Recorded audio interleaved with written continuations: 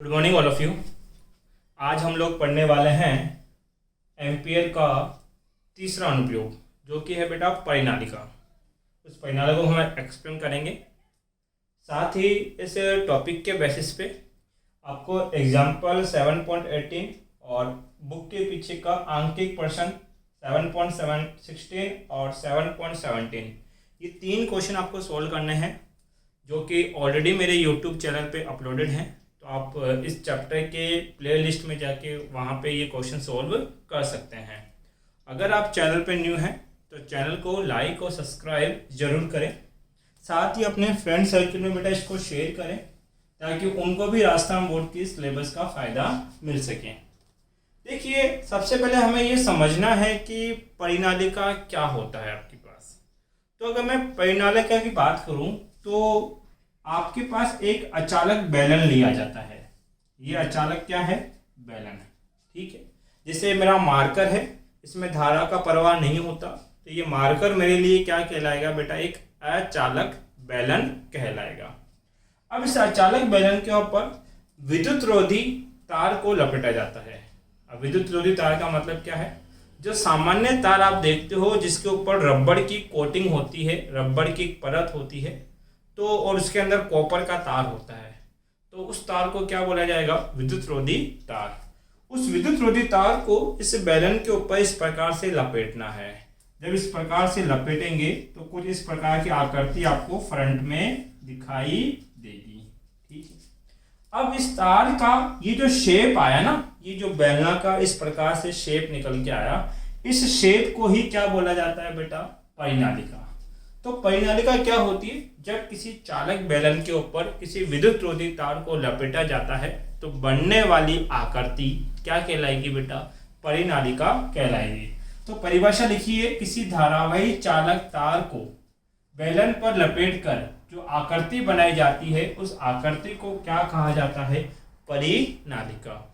अब क्वेश्चन ये आता है, सर हमें इस परिनालिका की आवश्यकता क्यों पड़ी? तो देखिए, जहां पर हमें एक परबल व समरूप चुंबकीय क्षेत्र की आवश्यकता है, दो चीजें हैं। एक तो होना चाहिए परबल, मतलब कि बहुत उच्च मान का चुंबकीय क्षेत्र, और होना चाहिए एक समान चुंबकीय क्षेत्र की। जहां आवश्यकता पड़ेगी वहां पे हम किसका निर्माण करते हैं बेटा? परिनालिका का निर्माण करते हैं। तो ये परिनालिका आपके पास है। अब परिनालिका के भीतर चुंबकीय क्षेत्र उत्पन्न होगा। देखो किस प्रकार से, ये मान लेते हैं कि ये एक कुंडली है परिनालिका की। क्या है? एक कुंडली, अर्थात हमने एक फेरा बनाया। इस फेरे में धारा बहेगी इस प्रकार से। कितनी धारा? आई। तो ये नीचे से आएगा, फिर ऊपर आई आई आई, सभी में समान धारा बहेगी। अब आपको ये पता है कि अगर इस कुंडली में एक आई धारा इस प्रकार से बह रही है, देखो आई धारा ऊपर गई, फिर नीचे, फिर अगले में ऊपर, फिर नीचे, फिर अगले में ऊपर, फिर नीचे। अगर इसमें ये धारा बहेगी तो इसमें धारा का प्रवाह ऐसा है, जब धारा बहेगी तो चुंबकीय क्षेत्र इस दिशा में उत्पन्न होगा, तो इसके कारण इधर होगा। अगली में भी धारा की दिशा है तो उसके कारण भी इसी दिशा में चुंबकीय क्षेत्र। तीसरी कुंडली में भी उसी में है तो उसका भी चुंबकीय क्षेत्र इसी दिशा में होगा, और सभी के कारण इस प्रकार से एक चुंबकीय क्षेत्र उत्पन्न होगा। अब ये चुंबकीय क्षेत्र जो होगा वो समरूप होगा, अर्थात सभी का एक ही दिशा में होगा, और ये कुंडलियां का जो फेरे हैं वो पास पास होते हैं। तो ये सब चुंबकीय क्षेत्र जुड़कर एक परबल चुंबकीय क्षेत्र बनाते हैं। भाई, इसका चुंबकीय क्षेत्र इसमें जुड़ा, फिर इसका कुंडली का इसमें जुड़ा, फिर इसका चुंबकीय क्षेत्र इसमें जुड़ा, और एक परबल चुंबकीय क्षेत्र का क्या करते हैं? निर्माण करते हैं। तो हमने बोला कि परिनालिका में जो चुंबकीय क्षेत्र होते हैं वो एक दूसरे के क्या होते हैं बेटा? समांतर, एक दूसरे से इक्वल दूरी पे होंगे। और कैसे होंगे बेटा? एक समान चुंबकीय क्षेत्र उत्पन्न करेंगे। तो क्या बताया गया है? परिनालिका के भीतर, इसके अंदर की तरफ उत्पन्न होगा, चुंबकीय क्षेत्र रेखाएं एक दूसरे के क्या होती है? समांतर व समदूरस्थ, अर्थात समान दूरी पे होती है। अतः परिनालिका के भीतर एक समान चुंबकीय क्षेत्र उत्पन्न होता है। अब हमें ये तो पता लग गया कि परिनालिका के अंदर चुंबकीय क्षेत्र उत्पन्न हो रहा है, परंतु कितना चुंबकीय क्षेत्र उत्पन्न होगा उसकी मात्रा क्या होगी, उस चुंबकीय क्षेत्र के मान की हमें क्या करनी है, गणना। और गणना भी किसके नियम की सहायता से करनी है बेटा, एम्पियर के नियम की सहायता से। बात समझ में आई। अब गणना कैसे करेंगे वो चीज देखें आप लोग, उसका प्रोसेस क्या है। ये डेफिनेशन आप लोग उतार लेना और इसके जो पीडीएफ नोट्स हैं वो वीडियो के नीचे डिस्क्रिप्शन में गिवन है, तो आप वहां से भी डाउनलोड कर सकते हो। ध्यान देना बेटा, फोकस करना।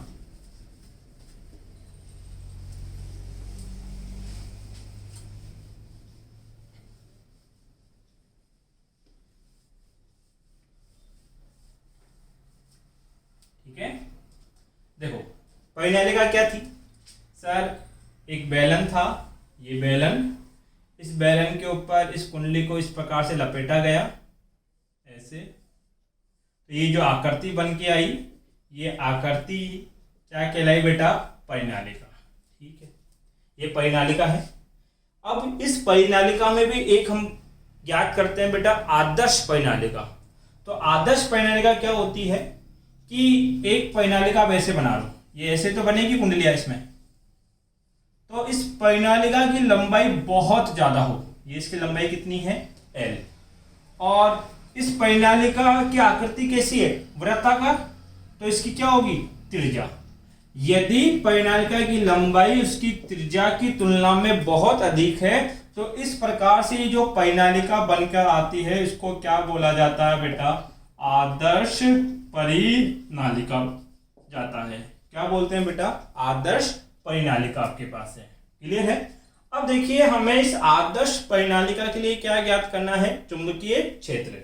मान लेते हैं कि ये कुंडली बनाने के लिए हमें कितने फेरे लगाने पड़े, n फेरे, और ये n फेरे कितनी लंबाई में बनाया आपने, l लंबाई में। भैया ये बेलन है, इस बेलन की लंबाई होगी और इसमें इस प्रकार से आप एक कुंडली बनाओगे, तो कुंडली में फेरे होंगे कि नहीं होंगे भाई, एक फेरा, दो फेरा, तीन फेरे, चार फेरे, पांच फेरे, 6 फेरे, 7 फेरे, 8 फेरे, 9 और 10, अर्थात इस L लंबाई में कितने फेरे बनाए आपने, 10। ऐसे मैं मान रहा हूं कि कितने फेरे बने बेटा, n, तो आप क्या बोलोगे, L लंबाई में फेरों की संख्या कितनी है, n। इकाई लंबाई में कितने फेरे होंगे, n बट्टा l। इकाई लंबाई में कितने होंगे, n बट्टा l, और इकाई लंबाई में जो फेरे आते हैं उनको लिखा जाता है बेटा फेरे घनत्व। क्या लिखते हैं, फेरे घनत्व। स्मॉल n को किससे रिप्रेजेंट करेंगे, फेरे घनत्व। तो फेरे घनत्व क्या होते हैं, इकाई लंबाई में फेरों की संख्या। इकाई लंबाई में फेरों की संख्या क्या कहलाती है, फेरे घनत्व। एक तो मुझे स्मॉल n का मान क्या है वो पता होना चाहिए। अब देखो मैंने क्या किया, एक चीज बताना मुझे कि अगर मैं एक कुंडली बनाता हूं, ये बेलनाकार परिनालिका बनाता हूं, तो इसमें धारा दो तरीके से होगी। देखो ये कुंडली ऐसे बनी है, इस प्रकार से ऐसे आगे बढ़ रही है ना, धारा ऐसे जा रही है, तो इस सिरे में धारा कहाँ जा रही है, अंदर, फिर नीचे से बाहर आकर इस बिंदु पे धारा कहाँ निकल रही है, बाहर, फिर अगले में अंदर, फिर पीछे से बाहर आकर बाहर की ओर। तो अगर मैं बोलूं तो यहाँ पर धारा कहाँ निकल रही है, बाहर, और बाहर को हम किससे दर्शाते हैं बेटा, डॉट सर्कल से। और इस बिंदु पे धारा कहाँ जा रही है, अंदर, फिर इस बिंदु पे धारा कहाँ निकलेगी, बाहर, यहाँ कहाँ जाएगी, अंदर। तो हमें ये धाराएं रिप्रेजेंट करनी है। इसके लिए क्या लिया बेटा, मैंने दो सिरे मान लिए भाई, ये दो लाइनें मान ली, एक लाइन ये है और दूसरी लाइन ये है। यहां पर धारा की दिशा कैसे है बेटा, लंबवत बाहर की ओर, और इस सिरे पे धारा किधर है बेटा, लंबवत अंदर की ओर, ये धारा है। और इसके बीच में ये एक समान चुंबकीय क्षेत्र उत्पन्न हो रहा है। ठीक है, चुंबकीय क्षेत्र कितना मान लिया बेटा, B, और इस B चुंबकीय क्षेत्र के मान की क्या करनी है हमें, गणना। परंतु गणना किसके नियम की सहायता से करनी है, एम्पियर के नियम की सहायता से। तो वो कैसे करेंगे, ध्यान दो, ये आदर्श परिनालिका का कंसेप्ट मिटा दो बेटा। देखिए ये चीज बताओ, एम्पियर का नियम क्या कहता है। एम्पियर के नियम का स्टेटमेंट था कि close integration of B vector dot DL vector are equal to mu naught summation I. अगर एम्पियर का नियम मानना है तो आपको सबसे पहले क्या अज्यूम करना पड़ेगा, एक बंद एम्पियर लूप। और मैंने बताया था अगर परिनालिका होगी तो उसके लिए बंद एम्पियर लूप कैसा बनेगा, वर्गाकार। कैसा बनेगा बेटा, वर्गाकार। पी क्यू आर एस, ये वर्गाकार एम्पियर लूप हो गया आपके पास, ठीक है। उसके बाद हम क्या मानते हैं बेटा, अल्पांश लंबाई। एक चीज बताओ, वर्ग कितनी लंबाइयों से मिलकर बना है, 4। सर ये एक लंबाई है, एक, ये 2 है, ये 3 और ये 4। इन चारों पे अल्पांश लंबाई आपको माननी है तो कैसे मानेंगे सर, पी क्यू पर ये अल्पांश लंबाई का काम करेगा, कितना, dl। अगर क्यू आर की बात करूं तो ये अल्पांश लंबाई का काम करेगा, कितना, dl। एस आर की बात करूं तो ये अल्पांश लंबाई का काम करेगा, कितना बेटा, dl। और अगर मैं पी एस की बात करूं तो ये अल्पांश लंबाई का काम करेगा, कितना, dl। भाई कुल कितनी लंबाइयां थी वर्ग के पास, 4, इसलिए मैंने 4 क्या मान ली बेटा, अल्पांश लंबाई। अब देखो ये लंबाई किस प्रकार से है उसका मैं एक एग्जांपल देता हूं। जैसे मेरे पास ये नोट्स कॉपी है, तो इस नोट्स कॉपी में ये जो बाइंडिंग है ना बेटा, ये परिनालिका है। ये क्या है, परिनालिका आपके पास। और ये जो फ्रेम बना हुआ है इस नोट्स कॉपी का, ये है अपना एम्पियर लूप। क्या है, एम्पियर लूप। और इसमें चुंबकीय क्षेत्र की दिशा इस ओर है, मेरी ओर चुंबकीय क्षेत्र का प्रवाह हो रहा है, ये चुंबकीय क्षेत्र है। देखो कुछ ऐसा ही है आपके पास फ्रेम पूरा, ठीक है। मुझे एक चीज बताओ, क्या ये ऊपर वाला जो लंबाई है ये चुंबकीय क्षेत्र से कांटेक्ट में है क्या, नहीं। चुंबकीय क्षेत्र तो केवल इस परिनालिका के अंदर है, बाहर की ओर तो चुंबकीय क्षेत्र कितना है, 0। तो ऊपर वाली ये जो भुजा है एस आर भुजा, इसका चुंबकीय क्षेत्र कितना, 0। अब ध्यान दीजिए, मान लेते हैं मेरे पास एक पेन है, ये पेन है, इस पेन को मैंने इसके अंदर डालने इंसर्ट करते हैं, ठीक है। ये जो है ना पेन, ये आपके पास चुंबकीय क्षेत्र की दिशा है, ठीक है। अब देखो आपने इस नीचे वाले में लंबाई इधर मानी है, अल्पांश लंबाई इधर, और चुंबकीय क्षेत्र भी इधर है। अगर डीएल और बी दोनों समान दिशा में हैं तो पी क्यू के लिए जो थीटा कोण बनेगा वो कितना होगा, 0 डिग्री। इसमें देखो लंबाई ऊपर, डीएल का माना है ऊपर, बट चुंबकीय क्षेत्र तो इसी दिशा में जा रहा है, ये पेन तो इसी दिशा में है। अगर चुंबकीय क्षेत्र इसी दिशा में है तो डीएल ऊपर, चुंबकीय क्षेत्र इधर, तो इसके मध्य थीटा कितना बनेगा, 90 डिग्री। यहां थीटा की आवश्यकता नहीं पड़ेगी क्योंकि चुंबकीय क्षेत्र कितना है, 0। इसमें देखो डीएल नीचे माना है आपने और चुंबकीय क्षेत्र इधर, तो बताओ इस डीएल और चुंबकीय क्षेत्र के मध्य भी कोण कितना, 90। तो यहां पर भी थीटा कितना बेटा, 90 डिग्री आपके पास है। तो ये बात आई थिंक समझ में आई होगी कि ये मैंने क्या माने हैं बेटा, डीएल आपके पास अज्यूम करे हैं। अब देखो आपके पास म्यू नॉट तो कांस्टेंट रहेगा, समीशन आई क्या होता है, इस एम्पियर लूप में बहने वाली धारा, मैं ये एम्पियर लूप यहां मान लेता हूं, ठीक है। अब मुझे एक पता है कि इस एक लूप में कितनी धारा बह रही है, आई। इस अगले में भी कितनी बह रही है, आई। इस अगले में भी कितनी धारा जाएगी, आई। और ऐसे कितने फेरे हैं, एन। कितने फेरे हैं, एन। एक में आई धारा है तो एन फेरों में कितनी धारा होगी, एन आई। और ये ही इस लूप के अंदर आ रहे हैं भाई, ये सारे फेरे किस में आ रहे हैं, इस लूप के अंदर। तो इस लूप के अंदर कुल धारा कितनी होगी बेटा, एन आई। तो हम बोलेंगे एक फेरे में धारा कितनी, आई। तो एन फेरों में कुल धारा, एन फेरों में कुल धारा, और कुल धारा को क्या लिखते हैं बेटा, समेशन आई, उसका मान कितना हो जाएगा, एन आई। तो हमने सबसे पहले एम्पियर नियम लिया, उसको यहां लगाया, उसके बाद इसमें धारा का मान निकालिए कितना, एन आई। अगर किसी ने मेरा मतलब कि गाउस के नियम पढ़े हैं तो मैंने बताया था कि जिसके सापेक्ष समाकलन करते हैं उसके जितने मान होंगे ना उतनी बार आपको समाकलन करना पड़ेगा। अर्थात ये डीएल जितनी बार आप कंसिडर करोगे उतनी बार क्या करना पड़ेगा बेटा, समाकलन। तो बताओ इस वर्ताकार फ्रेम में कुल कितनी बार डीएल माना आपने, 1 2 3 और 4। तो समाकलन भी कितनी बार करना पड़ेगा बेटा, 4 बार। तो इसी चीज को 4 बार लिख लो, बी डी एल। ये डॉट हटाऊंगा तो क्या आएगा बेटा, कोस थीटा। और प्रथम तार की लंबाई कितनी मान लो बेटा, पी क्यू। ये प्रथम फ्रेम की लंबाई है पी क्यू, और पी क्यू में एंगल कितना है बेटा, 0 डिग्री। फिर आपको प्लस लगाना है, यही चीज दोबारा लिखनी है, लेकिन इस बार किसके लिए लिखोगे बेटा, क्यू आर के लिए। तो ये लिखा हमने क्यू आर के लिए बी डी एल, और यहां पे थीटा कितना है बेटा आपके पास, 90 डिग्री प्लस। फिर यही चीज इसके लिए लिखो बेटा, इंटीग्रेशन ऑफ कितना आपके पास, B D L cos theta रहने दो। कौन सा तार है, आर एस, और आर एस में चुंबकीय क्षेत्र का मान कितना रखना है, 0। बी का मान कितना है, 0 प्लस। इसके लिए लिखे बेटा आप लोग, कितना लिखोगे, close integration B D L cos, angle कितना बन रहा है, 90 डिग्री।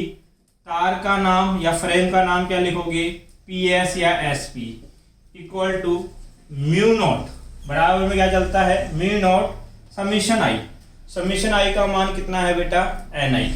ये हो गया एन आई, रख दिया।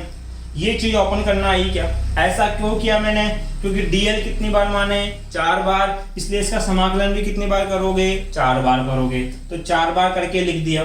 सोल्व करो, cos 0 डिग्री कितना होता है, 1। ये तो 1 हो गया, तो क्या बचेगा, बी समाकलन of B D L plus cos 90 कितना होता है, 0, पूरी टर्म 0। इस फॉर्मूले में चुंबकीय क्षेत्र का मान कितना रख सकते हैं, 0। तो ये भी पूरी टर्म क्या हो जाएगी, 0। cos 90 0, पूरी term 0, equal to mu naught N I. बताओ यहां तक कोई दिक्कत है क्या किसी को, सोल्व हो जाएगा, ठीक है। आगे देखिए,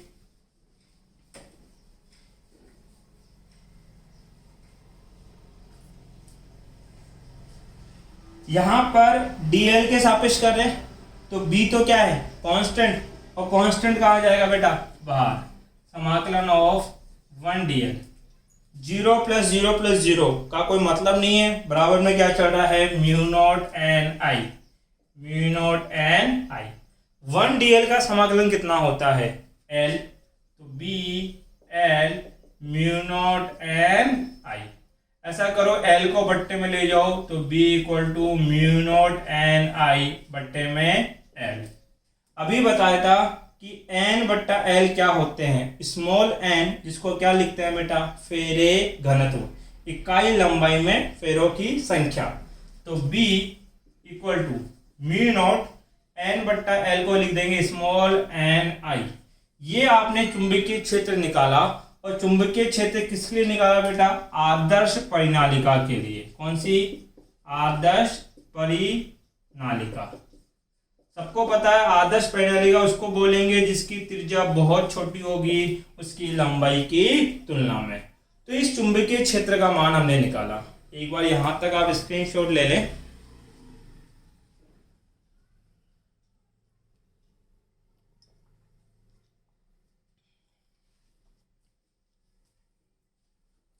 ये बेटा स्क्रीनशॉट, मिटा दो इसको मैं।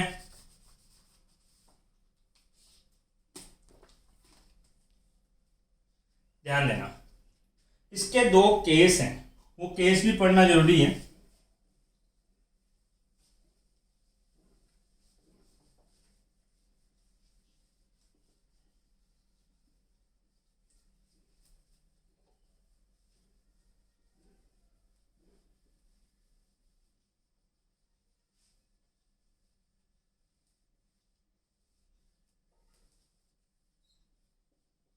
ध्यान दीजिए, आपके सिलेबस में डायरेक्ट दे रखा है फॉर्मूला।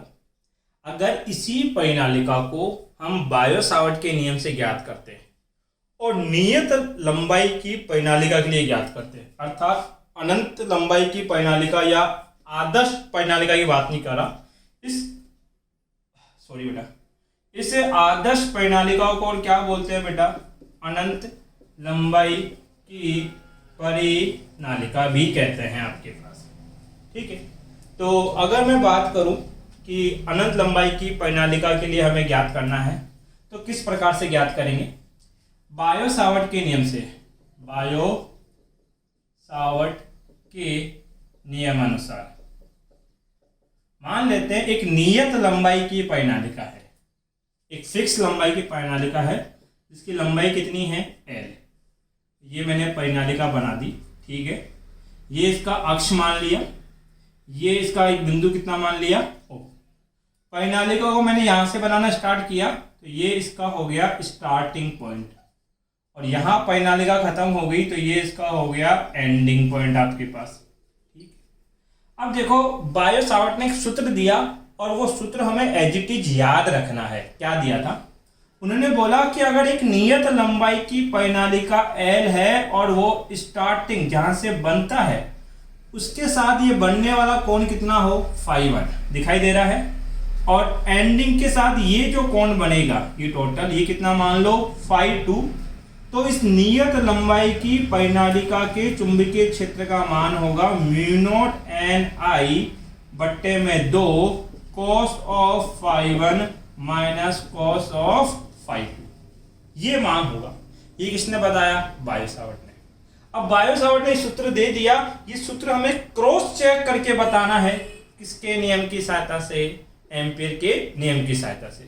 क्रॉस चेक क्या करेंगे, आपको पता है कि अगर अनंत लंबाई की परिनालिका, बहुत लंबी परिनालिका है, तो अनंत लंबाई की परिनालिका का चुंबकीय क्षेत्र कितना होता है, μ0 Ni।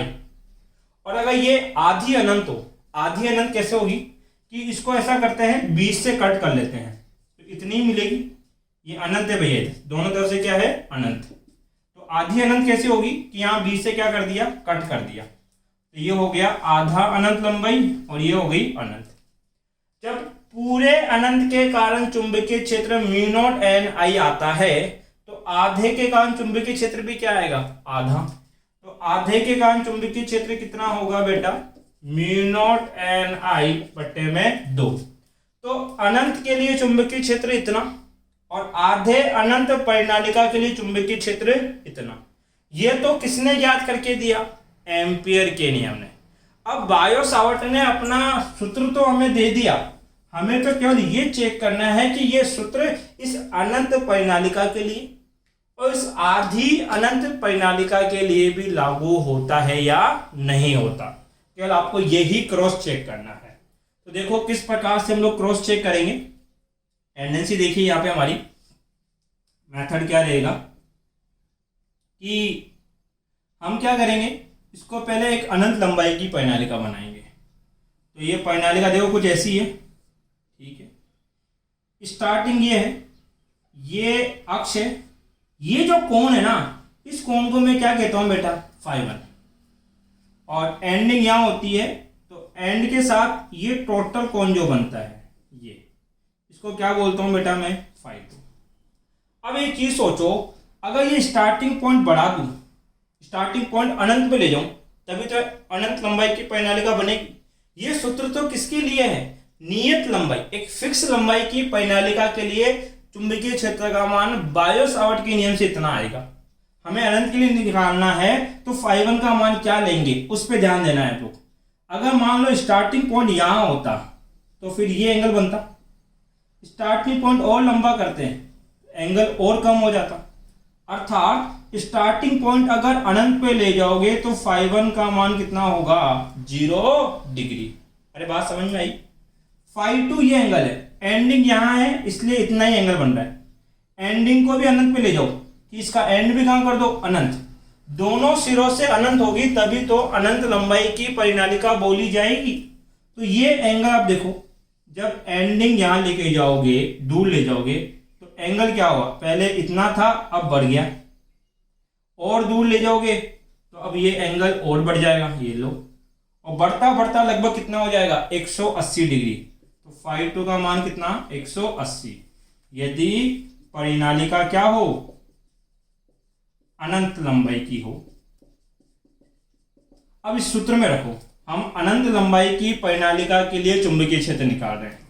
बी अनंत बराबर होगा म्यू नॉट एन आई बट्टे में 2 cos फाई वन का मान कितना, cos 0 degree plus cos phi two का मान कितना बेटा आपके पास 180 डिग्री। क्लियर है।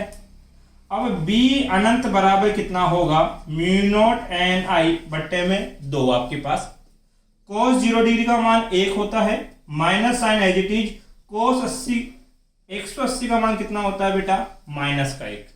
अब ये माइनस है, ये माइनस क्या हो जाएगा प्लस, तो कितना हो जाएगा 1 और 1 कितना 2 आपके पास। तो b अनंत बराबर कितना म्यू नॉट एन आई बट्टे में 2 और ये हो गया 2 से 2 कट गया, सूत्र क्या बना म्यू नॉट एन आई, अर्थात b अनंत का मान कितना होगा म्यू नॉट एन आई आपके पास होगा। आज इस एक मक्खी ने बड़ा परेशान कर रखा है बेटा, सिंगल है। तो b अनंत का मान कितना म्यू नॉट एन आई। अब देखो एम्पियर के नियम से भी कितना निकाला था b अनंत का मान म्यू नॉट एन आई। तो क्या ये फॉर्मूला अनंत के लिए सही है क्या? यस सही है। तो ये एक केस बना, इसका एक और केस बनाना है। सेकंड केस क्या है बेटा कि परिनालिका को आधा कर दो, अर्थात ये अनंत की थी, इसको 20 से काट दो ऐसे, तो ये आधी अनंत लंबाई हो जाएगी। अब देखो आधी अनंत होगी, तो यहां से काटा आपने, ठीक, इधर से तो अभी भी क्या ये अनंत पर है, तो ये जो फाई वन कोण यहां बन रहा है, ये जो फाई वन बन रहा है ये तो अभी भी कितना होगा 0 डिग्री। बट अब इस अक्ष के सापेक्ष ये जो फाई टू बनेगा ये कितना हो जाएगा बेटा 90 डिग्री। भाई अगर मैं यहां से काट दूंगा तो ये एंगल क्या लिखा जाएगा फाई टू, और फाई टू कितना बनेगा बेटा 90 डिग्री। अर्थात आधी अनंत लंबाई की परिनालिका, आधी अनंत लंबाई की परिनालिका के लिए ये सूत्र कैसे काम करेगा उसका मान आपको ज्ञात करना है। तो एम्पियर के नियम से तो आधी अनंत लंबाई की परिनालिका का सूत्र क्या आता है म्यू नॉट एन आई बट्टा 2। हम चेक करेंगे कि बायो सावर्ट का ये जो सूत्र दिया इससे भी इतना ही आता है क्या, तो वो कैसे ज्ञात करेंगे। तो फाई वन फाई टू के मान रख दो सूत्र में। तो इस बार आधी अनंत है तो म्यू नॉट एन आई बट्टे में 2 cos फाई वन का मान 0 degree, cos 0 degree minus cos of 90 degree. cos 0 degree का मान होता है 1 और cos 90 का मान होता है 0। 1 माइनस 0 कितना बेटा 1, अर्थात इसको 1 से गुणा करना है। तो b अनंत बाई 2 कितना होगा म्यू नॉट एन आई बट्टे में क्या 2, ये हमारा सूत्र है। तो देखो बायो सावर्ट से भी आधे का मान कितना आया म्यू नॉट एन आई बट्टा 2 और एम्पियर से भी यही आ रहा था। अर्थात बायो सावर्ट ने जो नियत लंबाई के लिए ये सूत्र दिया ये क्या है बेटा करेक्ट। ये हमने इसको क्या किया क्रॉस चेक किया। अगर इस टॉपिक से रिलेटेड आपका कोई डाउट रहता है तो आप मेरे से कमेंट बॉक्स में पूछ सकते हैं। थैंक यू बेटा।